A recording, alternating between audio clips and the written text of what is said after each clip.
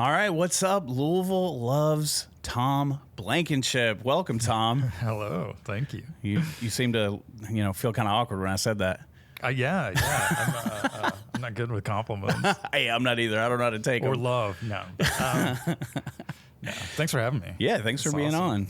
Shout out to our, we introduced Tom, introduce our producer Seth over here, turning the knobs and everything. Seth, thanks for being here. Yes, in case you all don't know, if you live here and you've been living under a rock, Tom is the bass player for legendary Louisville rock band My Morning Jacket. And were you born in Louisville? Yeah. Yes. Okay. And I already know this question. I don't know why I was. You had to think about it. Think about it. No, but I grew up in Crestwood. Okay. But yeah, born in Louisville. Yeah. Yeah, I know the answer, but I'm just going to do it because that's what you do in Louisville. Where'd you go to high school? I went to Oldham County. Back when there were two high schools. It was just South and Oldham. And Oldham. Now there's what? At North Oldham? Or North, and maybe there's another. I don't know. Yeah, everybody tries to go out there for the school system. Right, yeah.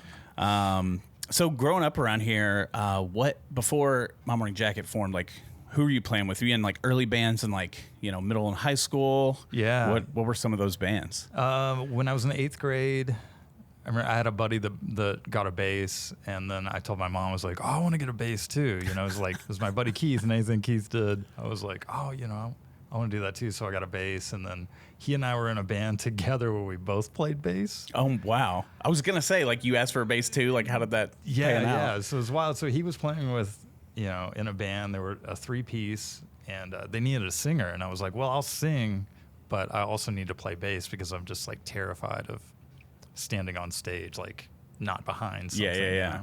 So we would literally play like the same thing, and then I would just sing. So was that lineup bass, guitar? Bass, guitar, and drums. Yeah.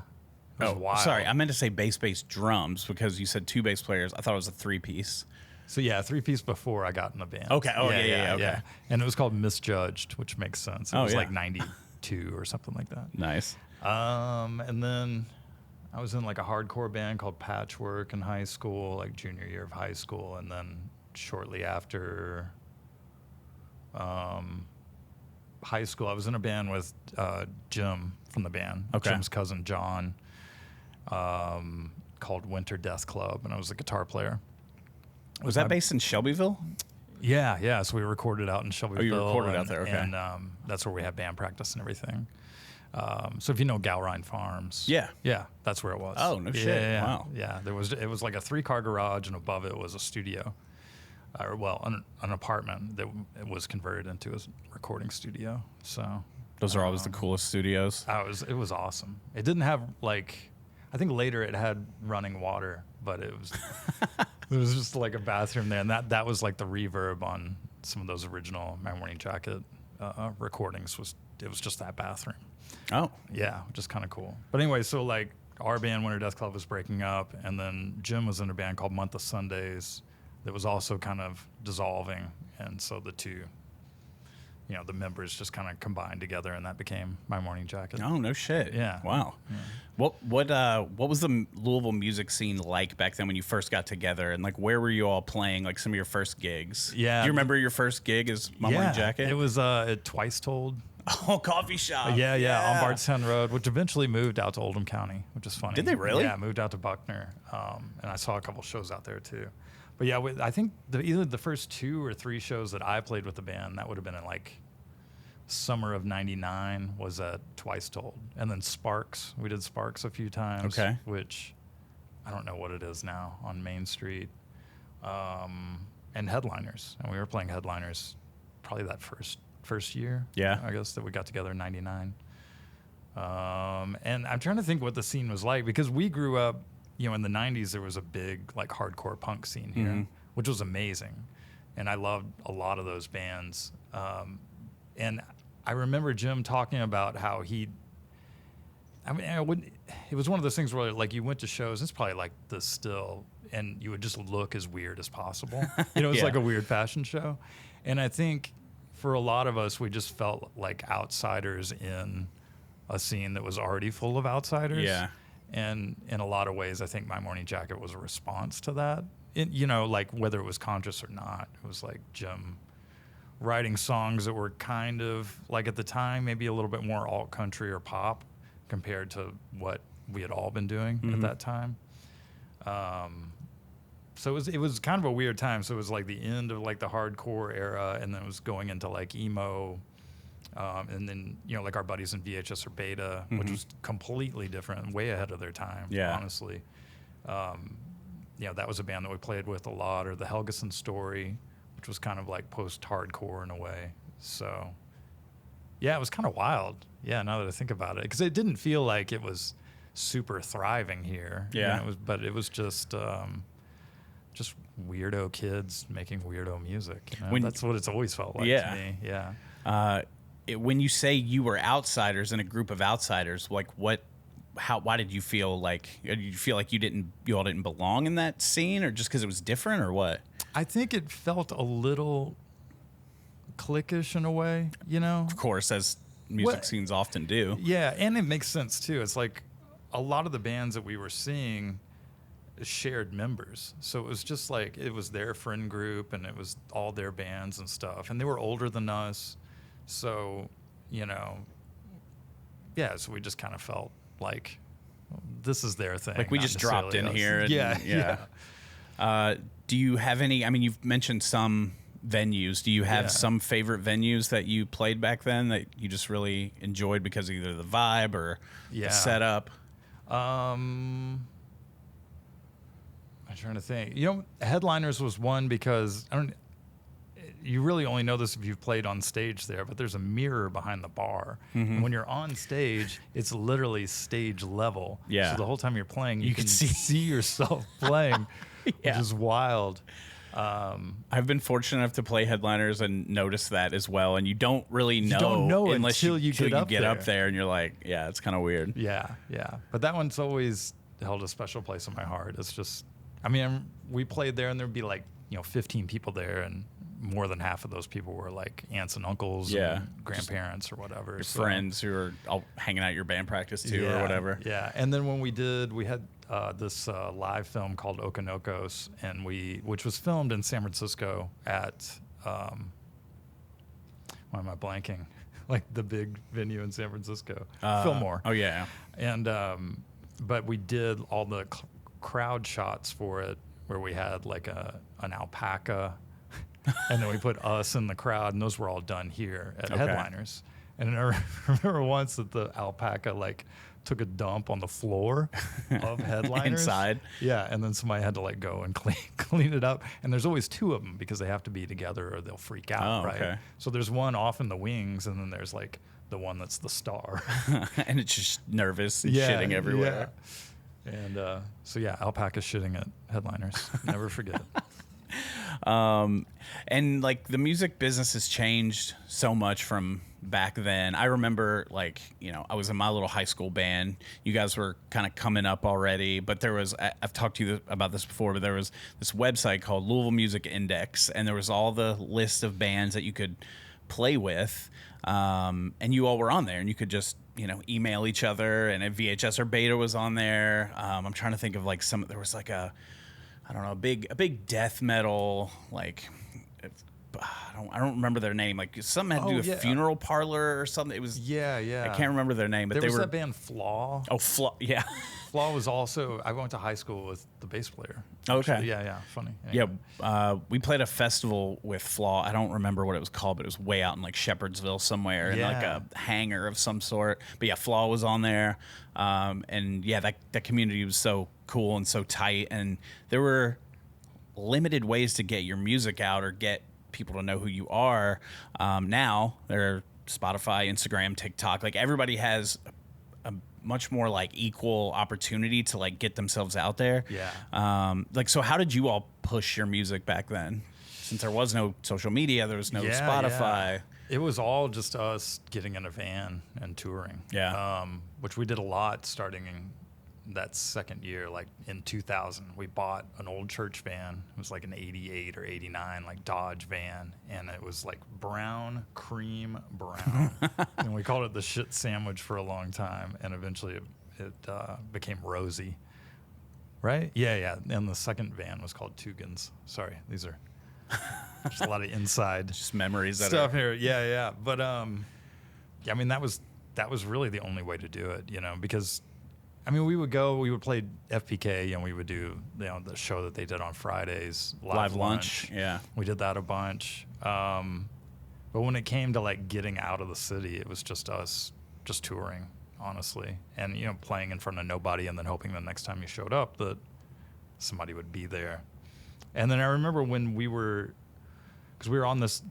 Oh no! So it was before the band got signed to Darla, that was the first label that we put the first 2 records out on. Jim put together these boxes with like demos and stuff in them, and he sent them around to like DreamWorks and Sub Pop and like all the different labels. But it was like a box, and as I recall, it was either like duct tape or like bright yellow like packaging, and then he put a stuffed animal head coming out of all the boxes and sent them out. I'm gonna spit my coffee out on that one. Yeah, but he did. I mean, he got a lot of responses, just because people would be like, "What the fuck is this? Yeah. Like, why did this show up?" Because I'm sure they got like all kinds of unsolicited demos and stuff. But you got to open the one that has a stuffed animal head Right, popping out of the top. Yeah, That's exactly. brilliant marketing, Jim. Yeah. Great job on that. Well done. And that's how the band got signed to Darla originally. So you mentioned your first couple records, Tennessee Fire, 1999. You released a Christmas album in 2000. That's right, in 2000. Yeah. And as well as At Dawn in 2000. Either 2000 or 2001. No, I can't remember. But So it was like your first 3. Yeah. Do you consider that Christmas album was that like a novelty, or do you consider that an album? Maybe an EP. Okay. Yeah, I think that was like our first EP. Yeah. So you told me a story about a song on that album once. Yeah. It's the opening track, and it's called Christmas. Christmas Curtain? Christmas Curtain, yes. Right, and there's a different version of it that's on At Dawn. Okay. Yeah. And it's a song. I told you about this. We were talking about music and like physical media, and I told you that I had got caught stealing from Biggs. That's right. And you were like, "Oh, well, there's a song actually like about that we wrote, where like Jim and some of the guys in the band, they would, steal like CDs and put dog food, lay it in the cart and then put a bag of dog food over top and go through and pay for the, and like." That was just so cool because we both had those like experiences of the Biggs stealing from Biggs, which is like kind of like a Walmart. It's in Middletown, or it was in Middletown back in the day. Yeah. You all got away with it. I got caught. My mom was in the store. I got in trouble. But Hopefully not too much trouble. Nah, just grounded. You know how it goes. Yeah. No charges were filed. Right. Just slap on the hand. But I thought that was always like a cool thing. So that made me go, and I'd never really listened to that song like intently. That way. Yeah, exactly. Yeah. So I had to go listen to it. Yeah. After those records come out, 2003, It Still Moves. Would you say that? I mean, that was the album that like put you all over, or was there like a whoa moment for like this is going somewhere? Was it before that? Yeah. I mean, I think it was that record coming out. We toured on At Dawn for like a year and a half or something, and then the first year that we toured on that record, I think it was in 2002, we did over 200 shows, which is crazy in 1 year, which is no surprise that like early or a year later, like around Thanksgiving of 2003, the 2 of the guys quit because they were just like, we can't do this. This is not sustainable. But yeah, so 2003 when It Still Moves came out was a big year for us. To me, it feels like when we did Conan O'Brien, that was our first TV appearance. Like that felt like huge for us. That was the whoa. That was moment. The whoa thing, yeah. And it looks like Cousin It from Addams Family when we're like the clip is just like Jim singing and there's like no face. None of us have faces whatsoever. I've seen the clip. Yeah. And then he's like, visibly excited about it, the performance afterwards, and that felt like there was some reverberations from that, and it was at a time when people really paid attention to. It was like kind of pre-YouTube, and people were actually watching. It was late night shows. And and kind of maybe the tail end of monoculture in a way, before social media and streaming and everything else that happened. Oh yeah, I mean, you get on Conan or late night or SNL, like people did pay attention to those musical performances in a way that they don't now. Yeah, because it's a way to see the band outside of just like there's such a wall. It's like you get to see, all right, we released our music video, you can see that, you can listen to our album, you can pay to come see us live. Yeah. But that's not always easy, but like, yeah, checking out who's playing on the late nights and who's playing on different, it's just another invitation to watching a band play in like a live yet intimate experience. Yeah, exactly. I was thinking about that, just like how I got into music originally, or when it went from me listening to Skid Row and Slayer and metal, and then grunge happening. So the DJX here in town, the first time I heard Smells Like Teen Spirit was on DJX when I was in 8th grade, and I just got back from a field trip, and it came on the radio, and I was just like, what is this? Like it was being played on pop radio. Yeah. I have no idea why, but all of a sudden, like every late night show had a band like that on. And I mean, I think for a lot of us that grew up in that era, like you really remember like those performances are like etched into our brain. Oh yeah. Yeah. It's just a different time. Yeah. Like when rock entered the pop genre, a lot, like our last episode, we had a DJ from DJX on, and we were talking about pop and what pop is and the different subgenres that fall under that, because pop is a very broad tree with a lot of different branches. And Nirvana really kicked the door open for rock music, alternative grunge to be recognized as like mainstream, which is kind of cool and kind of weird at the same time. It really is. So, It Still Moves, my favorite record y'all put out. It's very classic. I mean, it's very, elder millennial of me to love that record, but that's my favorite. And Circuitile, is that how you pronounce that? Oh, circuitous. Yeah. Okay, I'm still going to call it Securital. I don't think there's any wrong way to There's no wrong. say it. I've heard it pronounced probably 4 or 5 different ways. Totally. That's probably my second favorite record. Do you have a favorite record you all have put out? I mean, I'm really proud of the newest one that we did with Brendan O'Brien. I mean, it's so funny because every record is a snapshot of this moment in time, right? Where the band was and who was in the band and everything. So I love them all for different reasons. But I'm really proud of what we did on At Dawn, just because we were essentially kids. Yeah. We were like 21, 22, 23, something like that when we did it. We did it all ourselves, when we had our buddy Dave Trumfio mix it. But and I also think that like those songs are really strong, and it's one of those things where it still blows my mind. It's like my buddy Jim wrote those songs, and that was my introduction to the band. And it was just like, oh my God, it's my buddy, and he wrote these songs. That's amazing. I can't believe this. So that one, I usually kind of pinpoint that one as one of my favorites. But okay. Yeah, they're all amazing. Yeah, I mean, you're always like I know what it's like to play in a band, and like you have some songs that people know. Obviously, the bands I was in, people didn't know our songs as well. But like, you always want to play your new stuff, and you're always so proud of your new stuff. And, and then the fans, like, they just want you to play your old stuff until your new stuff becomes old. And it's really which totally makes sense because we're on the other side of it too. We're like, just play the hits. Yeah. When you're seeing someone you love, it's like, you're like, oh yeah, good job on the new stuff, but can you play, whatever it is. Exactly. And speaking of your musical tastes, how and play the hits.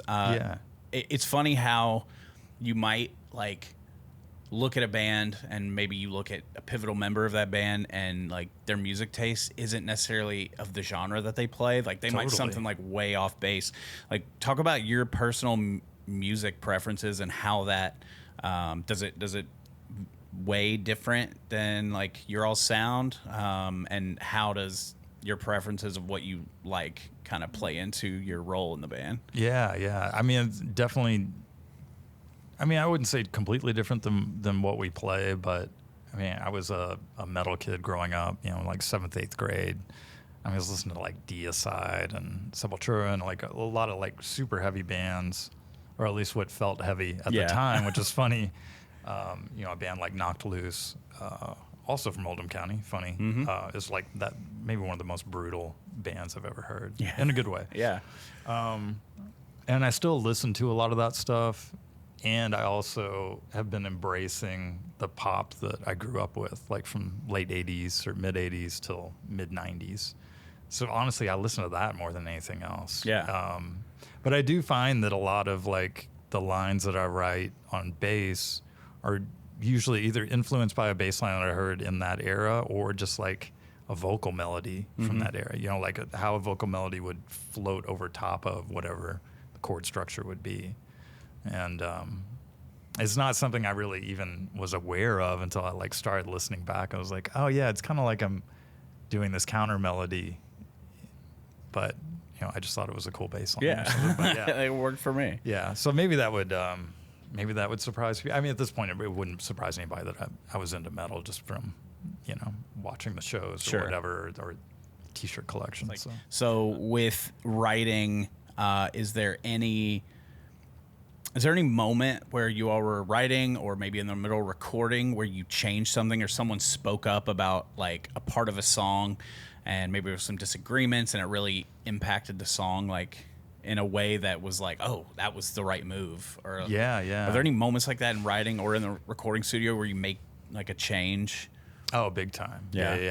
Yeah, well, it's funny because it's like 5 different guys who all hear the same demo 5 different ways. So sometimes I'll like write a bass line ahead of time. Like I'm trying to think of a song where I did that, like Touch Me Part 1. I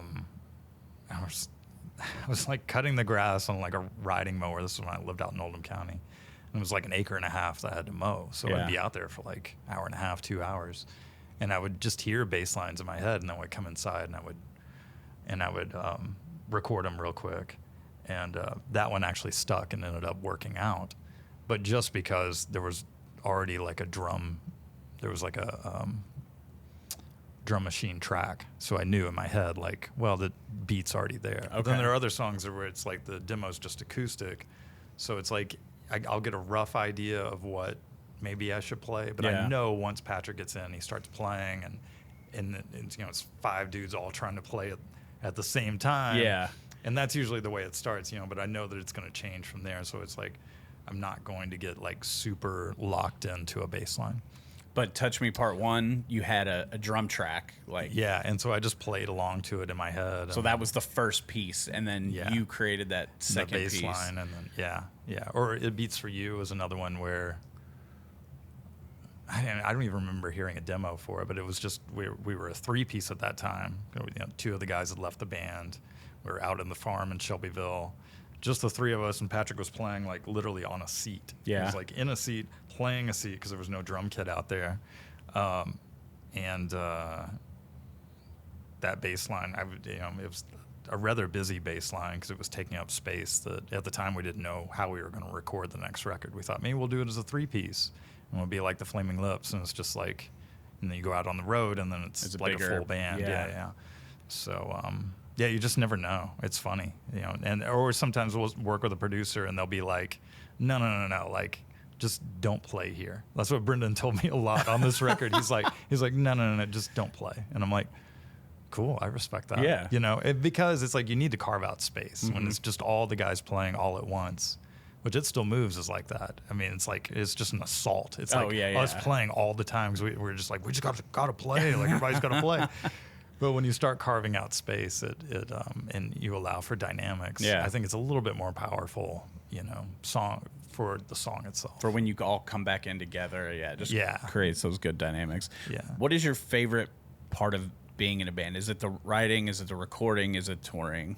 Is it something else? I think it's just having a family that we've all chosen in a way. You know, like, we go through things that, and number one, we spend more time with each other than we do with anybody else, including our families, honestly. And then there's nothing that we haven't been through together already. Yeah. So, you know, it's like there's a level of understanding that I don't think I have anywhere else in my life in any other relationships, except maybe people that I've known, like my buddy Tim, I've known since like the 3rd grade. Yeah. You know, or my cousin, or, you know, like family. honestly, that's my favorite aspect of it, you know. And it never gets old. Like just getting up on stage, and even if there are only 5 people there or whatever, the fact that somebody still cares 26 years later to me is like, that's great. Very fulfilling. Yeah. I love that. I love that you use the term chosen family. I use that all the time. Yeah. Not like super close with my family. We're not estranged. We're perfectly fine. But like they live out in the country and I live here in the city, and I have my own version of chosen family, and that means a lot to me. Like people that you grew up with, have been friends with, you know. Yeah, I have a friend like that. His name's Josh. I've literally known him ever since I can remember. Yeah. It's because him and my dad were friends growing up. But, like, that is my brother, but not really. But yeah. chosen family is, like, super important, especially really in these modern times of just, I don't know, this whole pre-COVID and, I don't know, distance. And so, you know, everyone kind of in social media not really making as many human connections as we used to. Yeah, no, that's true. Like there's no substitute for what we're doing, you know, face-to-face interaction. Yeah. Same, and from a musical standpoint, same. Like going to see a band and being a part of a communal experience. You know, like literally we're on a stage right now, you know? Yeah. So it's like you're facilitating that for the city, which is amazing. And because it can't be replicated. Yeah. You know? Not on a phone, not on a laptop, or, you know, it's like we have to be with each other. Yeah. Yeah. And that's where everyone else will watch it, is on their phone or laptop or in their earbuds. But yeah, me and you get to sit here in person. Yeah. So besides playing bass, what would you say your main role is in the band? Oh, wow. Yeah. That's a good question. I think in a way I always feel like in the middle, as far as you know, there's 5 of us, right? So if you look at it from like, we're just gonna vote on something, you know, like I'm just gonna listen to everybody. That's usually my role in general. It's like I'm just gonna observe, I'm gonna listen, and I'm not gonna say a lot. Shocker, the guy without the microphone. Right, exactly, yeah. Exactly. Put him in the middle of the stage, don't give him a microphone. But it's good. Like that's just been my role in life in general. It's just like I'm just gonna be like, try to be the calmest one in the room at all times, and then I'll chime in when I need to, you know. So maybe like I don't even know how to describe what I'm trying to describe. Sounds like you're Switzerland. Like you just remain like neutral. You listen to everyone else, listen to everyone present their cases, and then you get to just make the decisions. Right. Yeah, maybe. There's a disagreement. Yeah, but usually, you know, I'm agreeable, and if I feel like I need to speak up, I do. But yeah. I'm the glue. I mean, that's kind of what the bass does. It's like it's this weird bridge between backbone, rhythm and melody, you know. Yeah, and the backbone. Yeah, it's like I'm just gonna be a good soldier. I'm just gonna be try to keep it together. Yeah. Why did you land in the middle, and why? Stupid gnats. Why did you land in the middle, and why is Jim always on the left side? He just chose that side. When we first started, he's like, I do not want to be in the middle. And I was like, okay, you know, and you know, obviously the drum kit's in the middle, so there would literally be nobody up front in the middle for like years, and I would just stay next to the kick drum, you know, partly because there was no monitor up front, or there was no monitor mix for me for years. So the only way I could really hear everything was to be as close as possible to the drums, so because I need the rhythm, and then I could kind of hear the other guys had their monitors blasting, so I could hear guitar. And what's up? No monitor mix for you? Why not? No, I mean for years. Or we would get to a venue and I'd be like, "Oh, you can just take that thing away." Like I'm not going to use it. So you didn't even want it. Yeah, I didn't even want it. Wild. But sometimes it took me a long time to learn to serve my own needs. Let's say that. Yeah, I would just be like refusing it. Like I'm going to be stubborn about it. Yeah, right. You're just like, I'm good. You don't have to go your way for me. Like I'll figure it out. Yeah. I'll just listen to Patrick.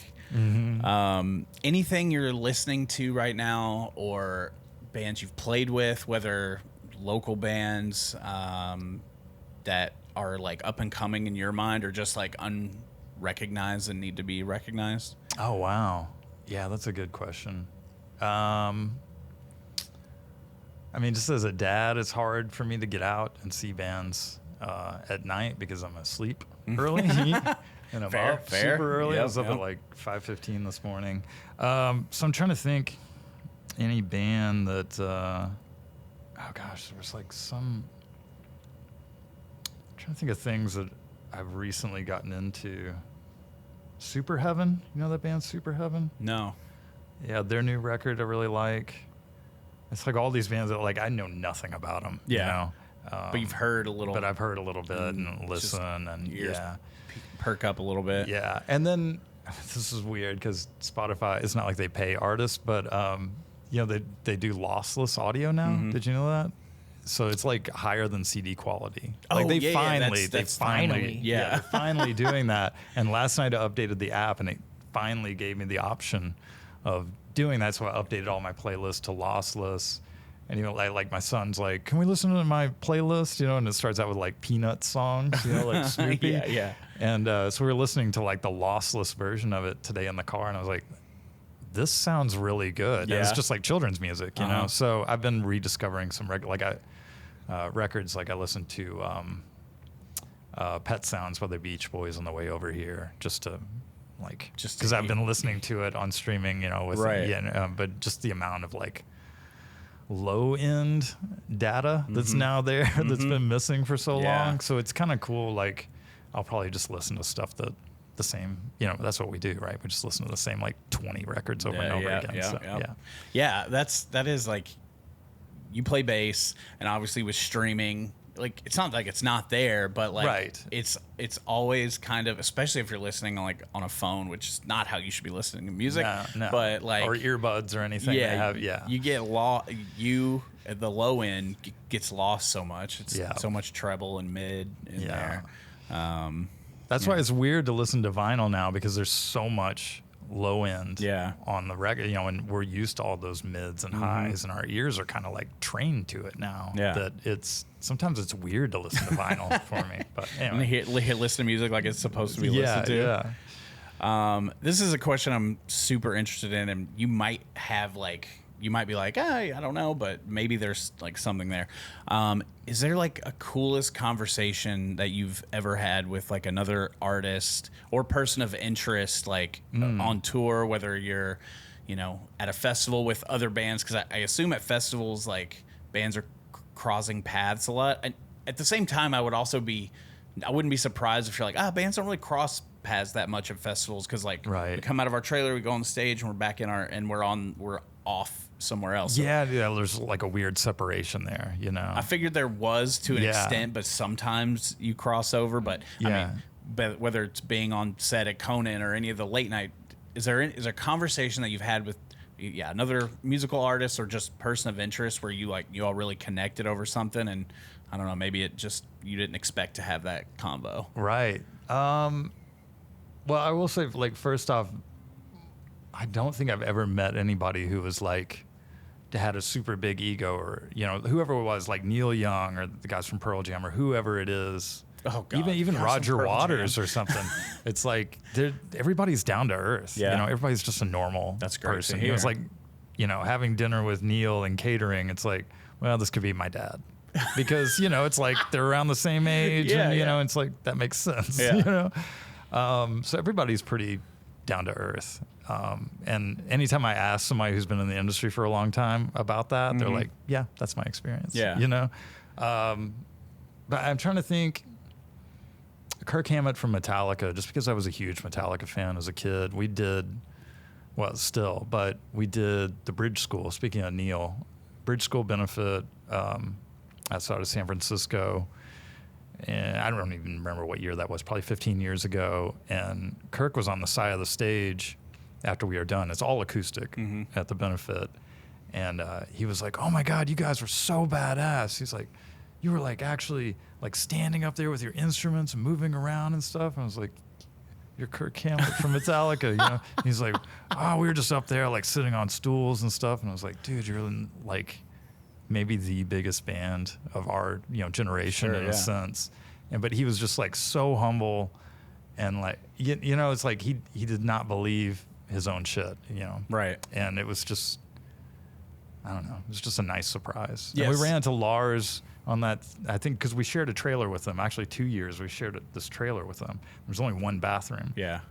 And so I was going to the bathroom and the light was off and I turned on the light and Lars was like on the phone. He's like, I'm really sorry, man. He's like, I was just trying to find a place to talk to my family. And I was like, oh my God. Oh, you know, wow. like, yeah, I was like, you can do whatever you want. He's like, no, I'm really sorry. Yes, that is exactly what I was looking for. It's like everybody's super nice. Kirk Hammett being super humble and like complimenting you all and being like, oh yeah, we were just old guys sitting on the, and then Lars in the bathroom with the light off talking, oh so sorry, I'm just trying to find somewhere to talk to my family. That was my best Lars that was impression. A way better impression. Nicely done. Yeah, that's crazy. And was this encounter with Kurt before or after he played with you all Bonnaroo? And so that was before. Okay. Yeah. And then he's like, oh, you know, it'd be cool to sit in with you guys sometime. And we were doing Bonnaroo the same year.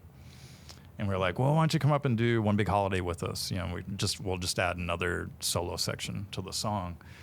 And then he's like, is there anything else you guys are working on? Remember, we had a rehearsal space in Nashville and we were doing Hit It and Quit It. I think it was one of the songs off of Maggot Brain. And he's like, oh my God, I'm a huge fan. Like, yeah, I'll sit in on that one too. And we're like, we're doing Home Sweet Home by Motley Crue. And he was like, why? Why? Which is great. And then it was a 3-hour set and most of it was in the rain. I was there for it. Were you? Yeah. Yeah. It started at like midnight or something like that. And then I don't know if you were still there because it was pretty late. But Zach Galifianakis came out in a little Orphan Annie dress. I was there for the entire thing. And he sang Home Sweet Home with us. Yeah. And you did like you took a break and then you came back out and did probably 45 minutes of like R&B, Covers and Motown stuff. B-side. Like I know Yeah. you did like Up on 110th Street. That's right. Yeah. I was there from beginning to end in the rain. Yeah. One of my favorite shows I've ever been to. Oh, thanks for sticking around. Of course. I mean, it was it's a legendary. lot. Couldn't miss that. Yeah. Yeah, that's super cool. I'm glad to hear, like, you know, they say never meet your heroes, but I guess sometimes you should meet them. Yeah. They're pretty chill. So you have a newish baby at home. Yeah. 2 kids. 2 kids. How has life changed from, you know, early days of being in a band, touring, writing, to now being a dad with 2 kids? Yeah. Like, what's different? It adds a new spin on like why I do it, you know? Like a lot, you know, it's like I hate to be away from them. That's really tough. Yeah. It's always been tough to be away because, you know, like I was saying earlier, that we had that year where we were gone. We played 200 and something shows, which means we were gone like almost the entire year. But being away from them is really tough. That's the one aspect that I really don't like. Yeah. But when I'm away from home like that, it's benefiting them. So it's like, you know, and that's kind of the thing. It's like every time I get up there on stage, it's for them. And that gives me just a different appreciation for what we do. On top of the fact that it's just fun, you know? It's like I'm still like the 13-year-old air guitaring, but I get to do it for real, you know? And it's probably cool because, I mean, you're on the road, and obviously, you know, there's a lot of dads who travel for business. Totally. But you doing that also means that other time when you're not touring, you're just free. I'm just free. Like, and you get to be there, and you kind of get to make up that time with them, I would assume. Exactly. Yeah. Like our first kid was born, our son was born in 2020, like during the pandemic. Well, there was no touring for at least almost up until his first birthday. So I was at home that entire time. Yeah. And had it been any other year, you know, like we have a 4-month-old at home now, and I've already, you know, been gone maybe once or twice I've been gone so far. But just like being there for the first year of his life was like, that's huge. Like that was a gift, you know, the one thing of the pandemic. You know? There's moms that, you know, have to work and they get to spend 6 weeks with their newborn, maybe 12 weeks. And then it's back to work. Yeah, back to work. So you got to spend a full year where everyone was staying home, and that must have been super enjoyable. Yeah, it was awesome. Yeah. I saw this post recently, and I'm kind of botching the quote a little bit, but it said people who get goosebumps and get emotional when listening to songs. I don't know how it finished, but basically said they're better people than everybody else. You know, it's just one of those clickbaity things. Yeah. Do you have any songs that will just like make you fucking weep, like get really emotional too? Yeah. Cass McCombs, the song County Line. I don't know if I know that Yeah, song. you have to look it up. It's I don't know, it's just a sad song. But and it's beautiful. Like the production on it's insane. The bass line is crazy good. But that's one. And then Gillian Welch covering Black Star by Radiohead. Oh. And it's live. That one is incredible. Okay. That's another of course, sad song. Of but course. Yeah. Everything Radiohead does is pretty right. sad. Yeah, exactly. So yeah. those are probably like two off the top of my head. Okay. Yeah. I'll have to search those out. Do you have one? Yeah, I have two actually. Yeah. One of them is actually one of your all songs. Oh, no way. It's Moving Away. Yeah. Yeah. Right when that album, there's two moments that I think of. Right when that album was released, not long after that, my cousin's boyfriend, they were just kids, were late high school. He passed away. Yeah. And it was really tough for our family because we were all very close to him. I had dated for a long time. And then also I started listening, just listening to music after. So I previously married and I've got kids, and after our divorce, that song, it really hits me. Some of the lyrics, and not all the lyrics, when you hear a sad song, not all the lyrics have to describe exactly what you're going through, exactly what you're feeling. Some might not, but then there's some that are just just gut wrenching and you connect with. Yeah. So that's definitely one. And there's a Taylor Swift song. No, that's great. As there should be. My second oldest daughter it was right after our third son was born. Our second oldest daughter was, I don't know, probably 6 or 7. She comes in with her boombox and her Taylor Swift CD playing, and it's playing a song called Don't You Ever Grow Up. And she was just sobbing. Oh. And we're like, what's wrong? And she's like, I don't want Kyler to ever grow up. And I can't listen to that now. The first few notes That's probably the first on, thing you think of when Yeah, and it's not a hit song at all. It's a deep track, deep cut on one of her records. And I'll just hear the first few notes and it's over. I better not be in public. Yeah, totally. It'll just make me lose it. So. Oh God. The loss of a family member. I know it was it was essentially a family. Yeah. When we made that record, my dad was he had stage 3 cancer. So I would literally wake up in the morning, go to his house, help take care of him, go to the studio, record, which was just done down the street on Barrett and a church. And then I would go back to his house or to the hospital or wherever he was. So when we were recording Moving Away, and it was a rainy day, it's kind of raining. And you can kind of hear it, cars on the street in the rain. But just the lyrics moving away, I thought it was my dad talking to me, you know? Because I didn't have time to process he's not, this is the end, Yeah. And then I played him a rough cut of it or whatever. And so I can't listen to that record. I just can't listen to. Really? Because I just think about my dad. But anyway, that to your our experience. So that is whole pretty record similar. kind of makes you just remember that time when your dad was kind of just not being himself anymore. Yeah, exactly. Yeah, he passed maybe, I don't know, 3 weeks after we finished. Oh shit! Tracking it, So it was I've never really listened to it. I haven't really gone back. I mean, some of it I'm sure it would be fine, but that song, and there's a song in there called Slow Slow Tune, which literally has the lyrics Daddy's singing just for you, and it's so I just don't I just don't go there. Let's put on these songs. Let's just have a cry session. What is it? That is healthy. It Sometimes is. You get a good cry. What church on Barrett? It's no longer a church. I think it's a community center. Okay, I know across exactly from what you're talking Better about. Days. Yeah. I can't remember the name of it or what it was. Yeah, called it's a before. community center now. Yeah. I've been in there a few times. Were you recording in the gym in the area? Gymnasium. Yeah. No way, that's And crazy. then there's that stage. That whole album? Yeah. No, the entire thing. Because we started in the summer. There's no AC in there, by the way. So we started in the summer, and then we finished it October, November of that year, which was 2010. Okay. When we set the control room up on the stage, and then just had a curtain, and that was the only thing that kept I mean, they're still not that, you know. Sure. Yeah. But yeah, that's how that record was done. Wow. I've been on in that tape. gymnasium. Yeah, oh yeah. And I've considered it for different things, like having shows there, because I'm like, this is a space that, like, I feel like, because a friend of mine, Caesar, took me there because he stores some of his vintage collection in some of the upstairs rooms. Oh yeah, that's right, because they have all the different classrooms. Yeah, and stuff like up there. classrooms. And we were looking at that space, and so he was like, "Oh, we should have a vintage event in here." And like, I'm thinking music was coming to mind. And I'm like, thinking about. So apparently, it has great acoustics. It does sound pretty good. I've been to Patrick in the band. His first like holiday party was there. It was a few years ago.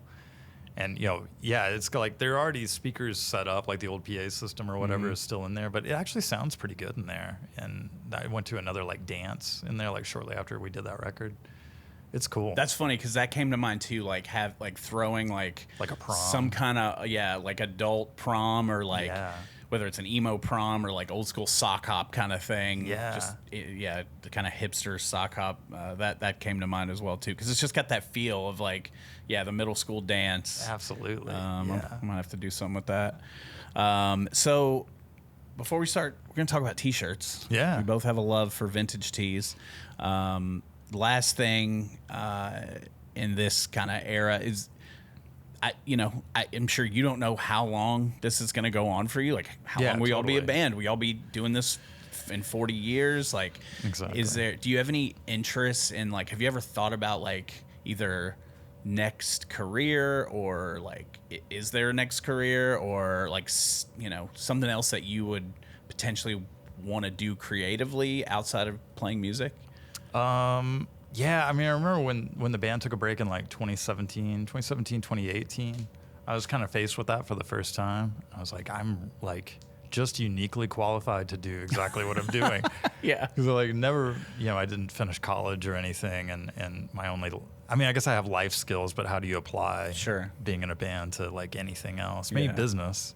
So I don't know. I don't know what the next chapter will be. Okay.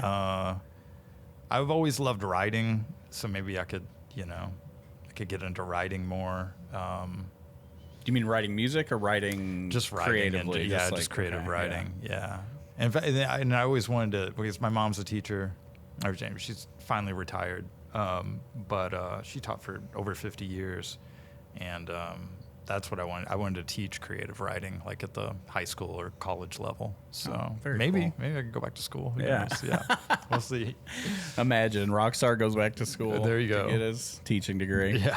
All right. Yeah. So obviously we met in person just from you coming in the shop. You have a love for vintage and band shirts. I love band and music shirts. When did you find this love for vintage T-shirts? It's funny. I actually brought one with me. It was the first one I bought here. What's this Danzig How the Gods Kill shirt. Oh yeah. Which is pretty. Such a great shirt. Sick, yeah. And also it's like I usually don't like the Giants. Yeah. But this one is amazing. It feels more like a blue, the blue grapes. Or where it's like it's thick and it's soft. And they fade so well. They fade so well. And it's great, and it's like slightly oversized for me, which is great. But this was the first like vintage band shirt that I bought, and it was here. Yeah. And prior to that, I had just been buying like modern bootlegs. Like I was like, oh, somebody's like making the shirts that I had when I was in the 8th grade. Remember that place Pep Tab? Yeah. Oh yeah. Yeah. And then we bought all our T-shirts there. It was basically like a head shop. Yeah. There was one on Goose Creek that all the Oldham County kids would go to and get T-shirts. But it never occurred to me that like, oh, I could just buy the actual shirt. And now they like look like, it's like an instrument.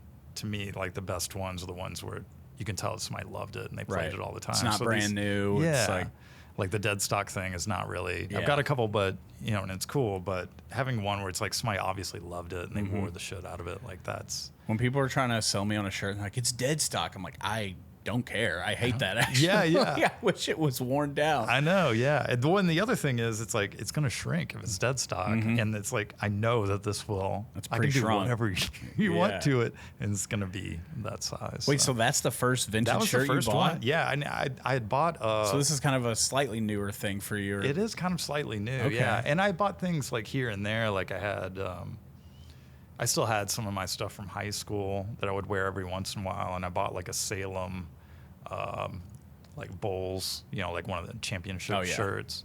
And I was like astounded by like how much it, like when you first buy like a vintage shirt, like holy shit, like this is like $90. That's crazy, which doesn't seem that bad now, but yeah, but this was like the first like vintage band shirt, and it was one where it was like I didn't have it when I was in high school or middle school or whatever, and that kind of started it. So well, I'm glad we helped with your vintage awakening. Yeah, I love you. that. I had no idea. I thought you had been collecting for a while. No, it was one of those things where I definitely went down the rabbit hole and I'd done a little bit of research, but this is the first. It was like one of those things was like I actually got to check it out before I bought it instead of just buying it online, and to that point about just human interaction, and there's a lot to be said for like coming in a shop like this and like talking to people and holding the garment, and just being like imagining it like, oh yeah, I could wear this. Yeah. There's a lot to that. Yeah. How long have you been doing this now? So I've always been like a thrifter. When I was like, even in high school, I was like, I should just buy a bunch of these shirts that I think are cool, even the ones that don't fit me, because like for some reason I always had in my head like it'd be cool to just like, I don't know, sell these or like have a shop. Yeah. This is like way before I ever started thinking about that. But I remember being in high school. I was in a punk rock band called Dirty Sanchez, and I was looking for like, I need more like, kind of just tees that like look punk rock or whatever that are worn. And I found this 1992 Derby shirt that I wore. I feel like I wore it at almost every show that we played. I just loved it. It was thin. It was warm, soft. I also found a Mother Love Bone shirt. Oh, wow. Which, for anybody who doesn't know, that was like Pearl Jam, before Eddie Vedder came along. Andrew Wood died of a heroin overdose, but like, and I didn't know that the value of that shirt is what it was, but I was like, oh, this is so fucking cool, and I bought it, and I kept it, and I lost it. I don't know what happened to it. I wish I had kept up with it, but I'd always been like a thrifter, and then I've always loved nostalgia. I get that from my dad. He lives in his nostalgic era from like the 60s and 70s. Totally, yeah. My dad was that way. He turned me on to music, and he used to go dumpster diving, which he called it. And literally once he went dumpster diving and brought me home a shitload of toys like He-Man and like G.I. Joes. I'm like, I love dumpster diving. Keep doing this. Absolutely. And so I kind of get that from him. And so I worked at Trader Joe's for like 10 years, and I lost that job like right at the beginning of COVID. And I was like, well, I don't want to work for anybody else. I want to work for myself. I love old things. I love nostalgia. I love fashion. And then started this. And then from there, just kind of got into it even more and even more. I didn't really know about t-shirt culture until I opened the shop. Yeah. For me, it was just kind of more about fashion than like the t-shirt collecting, even though I always loved t-shirts. Sure. And then I realized that there's a whole world out there, and just like you said, rabbit hole. And yeah. Next thing you know, like, meeting people and making friends from all over the country. And during COVID, you go live together on Instagram and you get to know someone, and you're selling t-shirts to each other and trading, and it just created this whole boom of a community. Yeah. And it's, in my experience, it's a community that like really accepts and embraces each other for who we are. Yeah. And like, I mean, whatever. It's like any group of people, like there's always cliques. Yeah. There's always haters and gatekeepers. Totally. But yeah, for the most part, everybody is pretty accepting of each other, which is cool. And I'm glad to see you. I've seen you on the Whatnot. Oh yeah, and like kind of getting in there a little bit and buying on Whatnot and buying on Easy. Fun. Yeah. It's been great. It's been pretty cool seeing you do that. Yeah. So wait, what year did the shop open?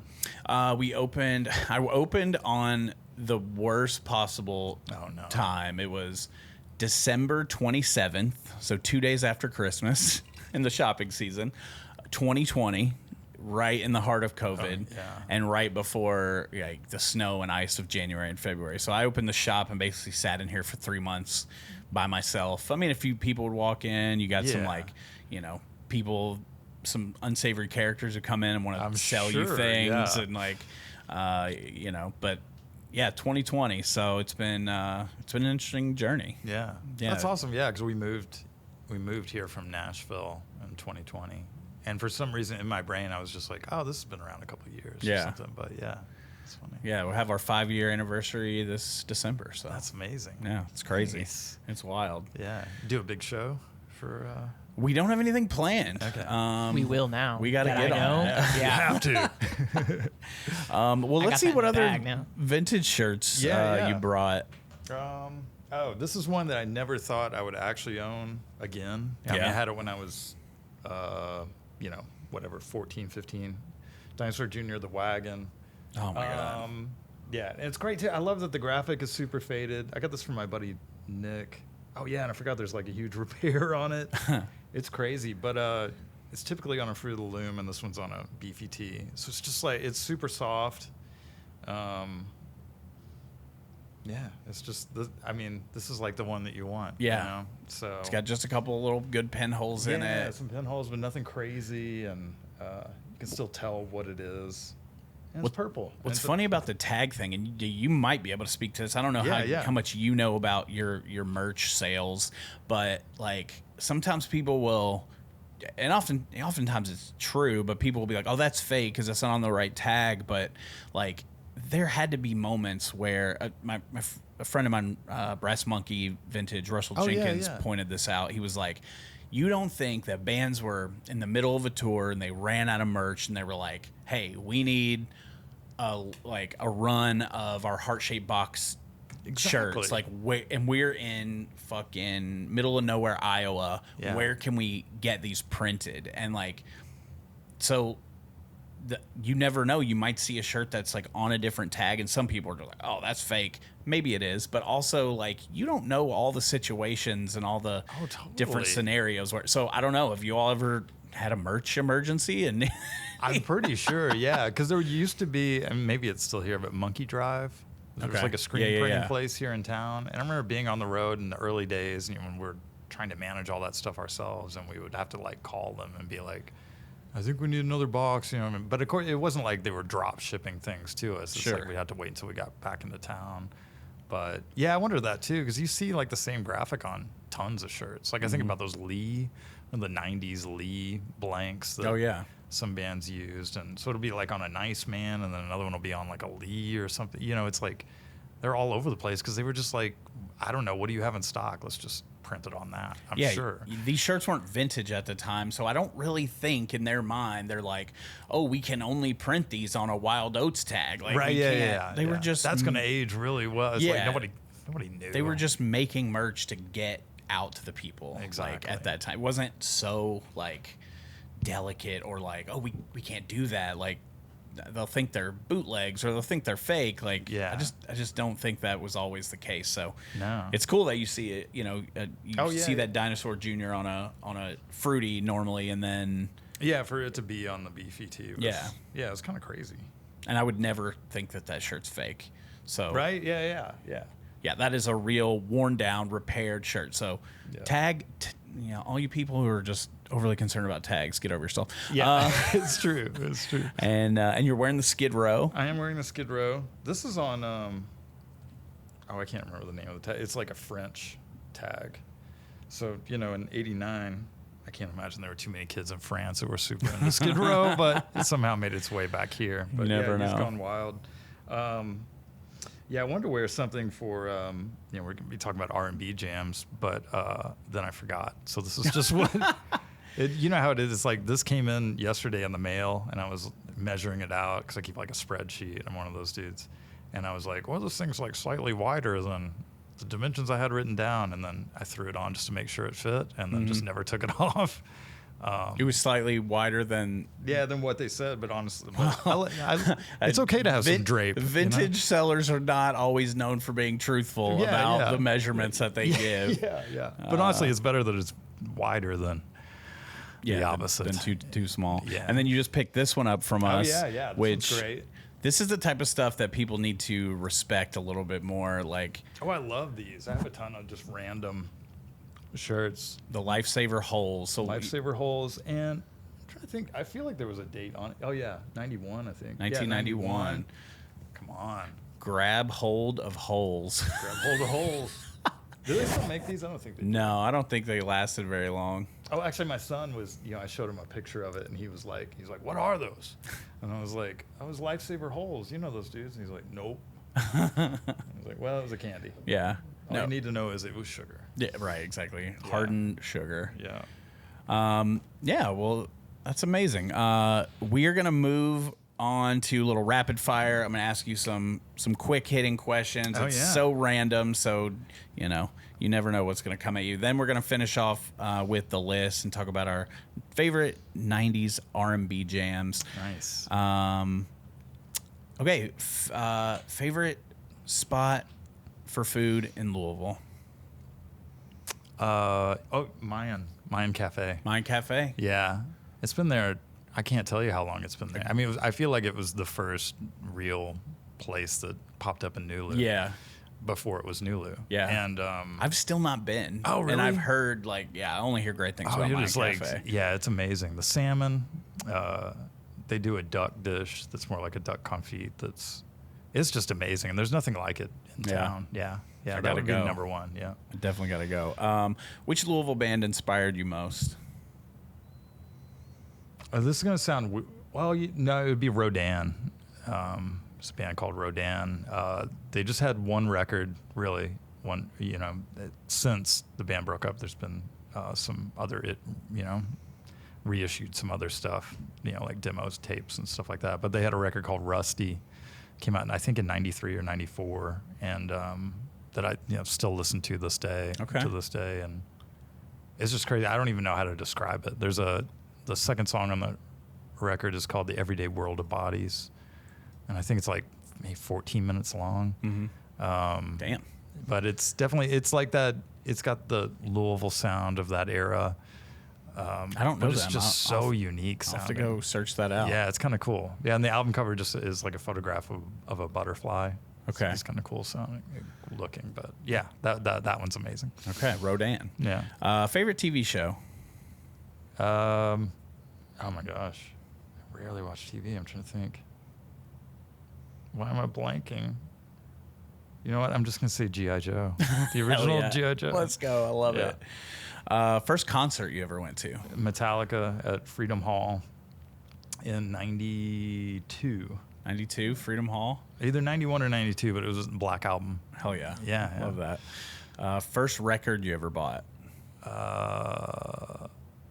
With my own money, or yeah, I think I had it was a CD, and it was like either Smithereens' Green Thoughts or Phil Collins' Seriously Hits Live.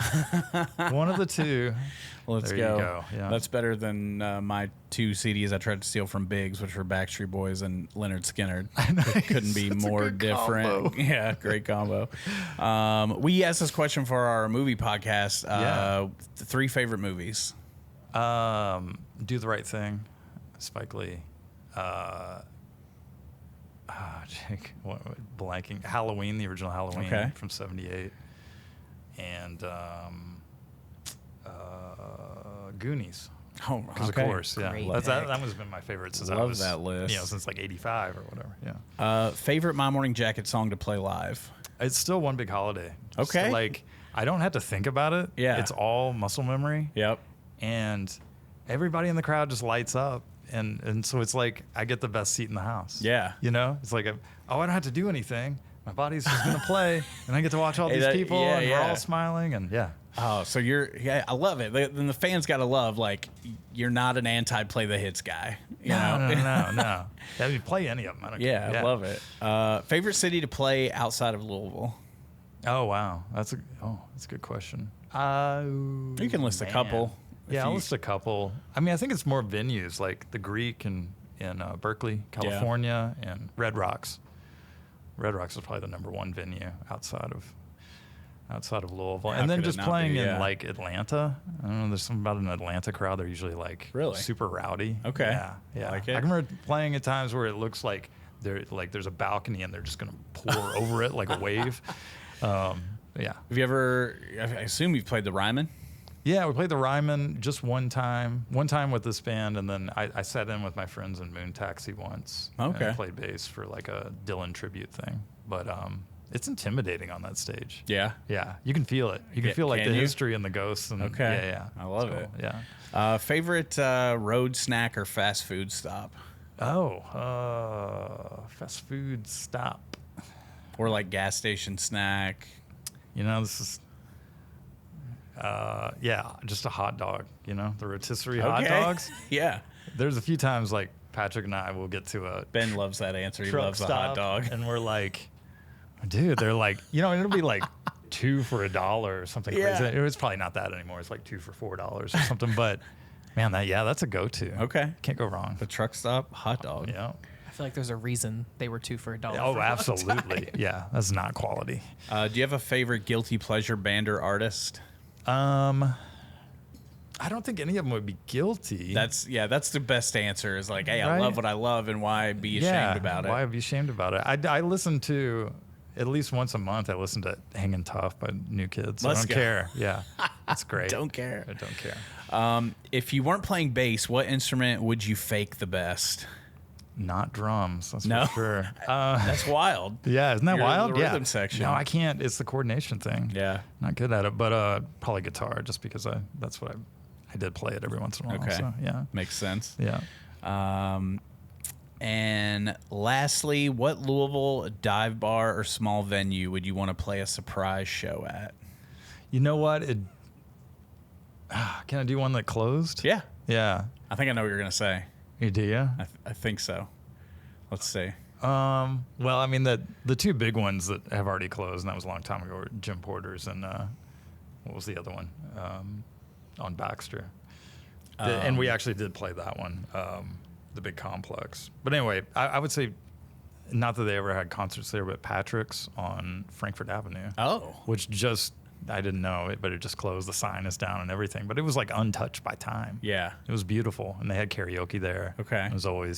It was great. My wife and I would even before we lived here, we would always go there. It was near my mom's house. And anyway, it was cool. It felt smoky, even though you couldn't smoke inside. It's just like the smoke from the 90s is still floating around in there. I thought you were going to say the Rudyard Kipling. Oh, yeah. No, the Rudd is great. Actually, I'm sure y'all probably did play there at some point. we did play there a bunch, and my cousin and his wife met there at one of our shows. And in fact, he just sent me a text yesterday. That was in 90. Oh my gosh, either in 99 or in 2000. And they got married there, and now our friends Dusty and Sarah live there. It's a house. Oh, Yeah. really? And, and our son is friends with one of their sons. So there's no bringing that one back. There's no bringing that one back. But the stage is still there, like in. Oh, okay. Yeah, in basically the living room. Yeah. Wow, Isn't that's that crazy? Crazy. Yeah. The What the Lou stage would have been an acceptable answer as well. I know. Well, I am performing on it. Yeah, you are. That is You are true. performing No, it's not. on it. It's not a performance. It's real. All right, let's get on to our finale, the list we are doing, and Tom chose this pretty much. I'm trying to remember how because we were talking about. Oh, it was like a one-hit wonder thing. Yeah. I did my solo one-hit wonder list, and you threw out. You threw out something that would have been on that. It may have been and- "Freak Like Me" by Adina Howard. Okay. Maybe it was something like that. It was one of those freak songs. Yeah.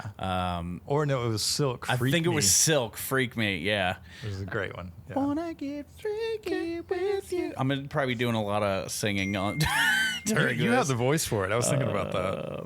So yeah, we kind of like talked about like 90s jams after that conversation, Yeah. and it just kind of seemed natural. And I love that like the basis of like a rock band we're doing 90s R&B. That's know? right. You're like, you said like, oh, that's my kind of playlist when I'm like dropping the kid off at school or. Absolutely. Yeah. Yeah. I have a playlist called Middle School Dance, and it's, it's like stuff from like 88 through like 92. Oh, hell yeah. Yeah. I love it. Yeah. All right. Well, we're going to give you the honors and let you start off with the list. If do you have any backups in case I don't think we're going to overlap, but we might. We might. Well, yeah, I've got backups. Okay. Yeah. Because number 3 was really tough. 1 and 2 came to me pretty easy. Okay. Number 3, and this one was a kind of a tie between 2 by the same artist, but it's SWV, Sisters with Voices. Weak. Yeah. But the other one is right here, the Human Nature remix. Yeah. Where it's got the Michael Jackson sample. Yep. But yeah, Weak. Yeah. I get so weak in the. Oh my God. Yeah. I was batting that one around a little bit. Yeah. It's on my honorable mentions. Nice. Any memories that song stirs up for you? Something about like the intro. Because it sounds like a Disney song. It does. Right? Yeah. And then like the bass comes in. You know what? I needed like one kind of slow jam in there. Mm-hmm. And that one just kept coming up. So, Okay. Yeah. But no real memory. I will say, like, I was a wallflower when it came to prom or dance or anything like that. So it's like, I have no, like, well, and then my girlfriend, I was like, no, I never had a girlfriend. So it's But maybe you were, like, longing for, like, right, this girl for or sure. something. Yeah. Week would be in there. Yeah. Yeah, Sisters with Voices. That's what SWV stands for. I'm pretty sure. Yeah. I didn't know that. Oh, you know what? They just did a Tiny Desk concert where they do that. Oh, no way. It's pretty amazing. Hell yeah. All right. My number 3. I also had trouble with my number 3. I kind of knew what my number 1 would be. I knew I was my number 2. I was like, I'm gonna go with a song by this group or artist. Number 3, I also wrestled with because there's just so many on this list. But I'm gonna go 1996 from his self-titled album Keith Sweat with Twisted. Oh, yeah. I was wondering if Keith Sweat would show up on here. I think that was mine and my first girlfriend's song. I think we probably had like 3 songs, like shout out Kelly Davidson. But yeah, I think this might have been one of our songs, and yeah, it just really cements in my memory. And just, it's a banger. It's a banger slow jam. Yep. Nicely done. Got me twisted. I told you I was going to say, yeah, you got me twisted over you. It played over and over on the radio. So yeah, Keith Sweat for me, number 3. Let's get your number 2. Number 2, probably, it was a popular song. It's probably not on anybody's top 3, but for me, it is. It's PM Dawn, Set Adrift on Memory Bliss. Specifically the radio mix, which was like, was that band Spandau Ballet? That song Spandau True? Ballet, yeah. Yeah, so that the sample of that is like way more prominent, and there's like a breakdown in it, and it's shorter, and compared to the album version, it's like, I'm gonna have to listen to this. awesome. I don't know It's if I know great. it. Yeah. Sometimes I hear a song title and I'm like, oh, I don't know that song, and then I hear the song, I'm like, oh yeah, I fucking know that. yeah. And he talks about Christina Applegate in the song. Like, the lyrics are Really? amazing. Yeah, there's one line where he's like, my mind a traumatic sponge and sings to you. Like, the lyrics are just like crazy. And it was on pop radio a lot. Yeah. But yeah, so you'd probably remember it. And the video is cool because they get the singer for that band at the very end of it, and he does like, he lip syncs to himself. Oh, love that. It's pretty cool. Yeah. It's had to be like early 90s, right? Yeah, probably 91, 92. Okay. I think. Yeah. Gotcha. Yeah. All right, my number 2, 1994, the album 2 by Boyz II Men is just loaded with songs. You could have gone with End of the Road, could have gone with Water Runs Dry. That almost landed there, but I'm gonna go with. So we had number 3. I had like the slow jam, like you could turn it on, have a little time with your partner, and like make it a little sexy. This is when you're begging for forgiveness. I'm going On Bended Knee by Boyz II Men. Lark Voorhees from Saved by the Bell. She was Lisa Turtle from Saved by the Bell. Was in this music video. Oh wow! They were each like begging their girl to like come back to them, and I think Lark was paired up with Wanye, who was like kind of the lead singer in my mind for Boyz II Men. That always stuck with me. But yeah, just a great slow jam, classic radio hit, ballad. yeah, can't go wrong with Boyz II Men. Oh, absolutely not. I'm so glad they were on here. I almost put End of the Road for number 3. But, Yeah. and also Wanye. Speaking of Wanye, he's my wife's celebrity pass. Oh, let's go. Isn't that amazing? That's your wife's celebrity pass? Yeah, Wanye. Oh, I love that. Yeah, that's great. So we've seen him a couple times. Do you have a over the celebrity years. pass? No. No, I Just don't the wife get gets one. of those, yeah. Hey, that makes sense. Yeah. All right. We're at your number 1. Oh yeah, my number 1. It probably won't come as a surprise. It's Poison by Belle Biv DeVoe. Okay. Which I think was 1990. Yeah. So, but it is like, I think it's one of 10 maybe perfect songs in the world ever. Yeah. But it's like, it's kind of hard to top that one. And that whole record is pretty good. Yeah.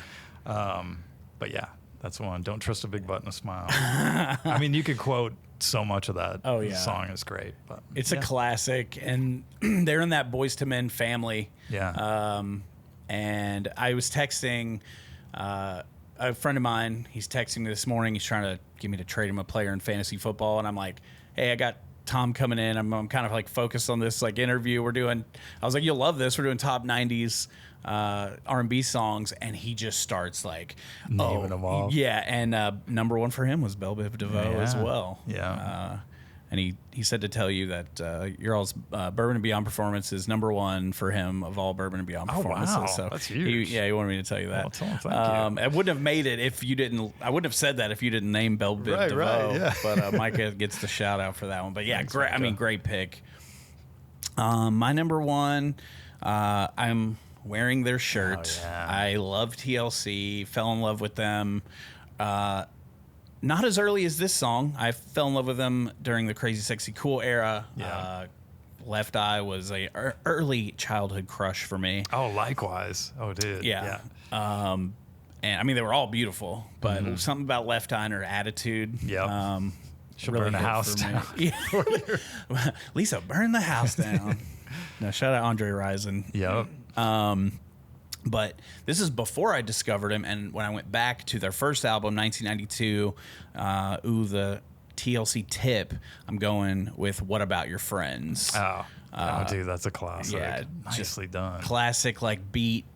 Just that, it really has that 90s feel. It's a mixture of, like, R&B and hip-hop. But that's the first time Lisa put the condom over her that's eye. right, yeah. So that's a very classic moment. The bright colors, the big baggy clothes, and the hats. That's my favorite TLC song. Yeah. They're one of my favorites. Everybody knows that. I collect their shirts. I rep them all the time. And that's a very, people go with Waterfalls and Scrubs, and I'm like, that's. Oh, I mean, they're all classics, but that one is like, yeah. Doesn't get enough due. Yeah. So I had to put it as my number 1. That's awesome. Oh, yeah. Well done. Well, great list, Tom. Yeah, likewise. Yeah, you like sauces with food. I feel like people just love sauces. Oh, yeah. So if you had to give up sauces for the rest of your life, so Okay. no ketchup, no mayo, no mustard, no salad dressings, no salsa, no Condiments in condiments, general. everything's got to be dry, or you can never No queso. no queso, Gotcha. or you can never kiss someone for the rest of your life. What are you giving up? Wait. Exactly. Wait. Oh, that's It's a tough crazy. choice. Yeah, I mean, I gotta keep the kissing. Right? Yeah. Yeah. I think I have to keep the kissing. Pretty Yeah. easy. Yeah, that was same for me. I mean, I love Yeah. sauces too, but But I could see some people saying, they're like, I just can't live without my ranch. Like, Yeah. if you ask my son that, he would yeah. be like, I don't want to kiss anybody. yeah, Like, yeah. He's like, I just want to dip everything in ranch. Ranch for life. Yeah. Yeah, that's most people's answer. I don't know if I've got a definitive I'm giving up kissing over sauces, but Yeah. it's a tough one. That was a tough one. Wait, so can my wife? No, you Parts- can't kiss her. No. But if we can still kiss, and then she's eating something that has, can she have like a little, oh, a little mayo right here? I can be like, just a little sample. I guess that's I'm gonna make that my thank you for watching. yeah, right.